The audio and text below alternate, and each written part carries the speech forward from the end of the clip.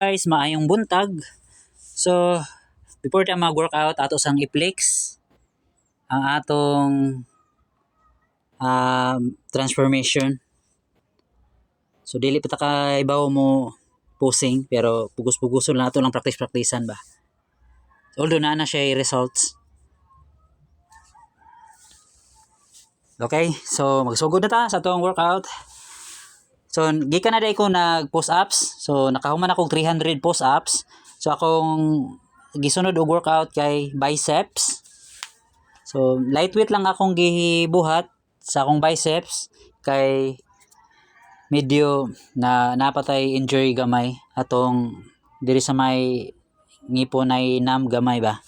So, wala sa ako ni alsa og mga mas heavy. So, lightweight lang ta.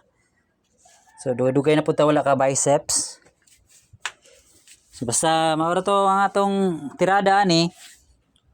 Consistent lang jud, dili na to undangan hangtod nga di makita ang results. Kay mga 1 month, 2 months, dili pa na siya mo results. Unless kung nakay gigamit nga mga enhancer. So ato natural raman, natural, walay supplements. So pagkaon lang, exercise lang, consistent. Dugay-dugay ang results pero worth it po og nanay results. Para na ako, 5 months akong caloric deficit. So nanay siya makita. Atong mga fats sa atong lawas nakuha na.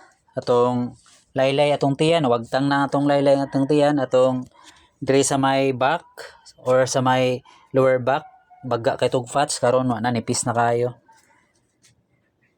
Unya sunod na atong buhaton kay after biceps, gi 3 sets na to atong biceps. So ari na punta sa shoulder workout. So mao na akong paborito gyud i-workout akong shoulder kay dali ra kayo mo kuan ba. Dali ra kayo mo form atong shoulder basta sigihan atong tirada. At least mga 3 times a week may akong buhaton sa akong shoulder. So one dumbbell ra akong gigamit kay lightweight ra man akong shoulder pod. So side lateral raise. Okay lang kanang 3 sets gihapon ni siya. 12 to 15 repetition. Kung beginner pa ka, pwede ra mga 8 to 10 repetition. So, front raise for shoulder workout ihapon.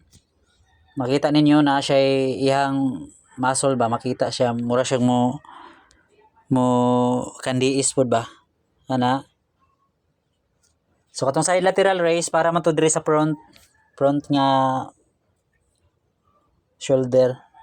Kani sa gilid, makita man nimo alsa. Lightweight lang sa.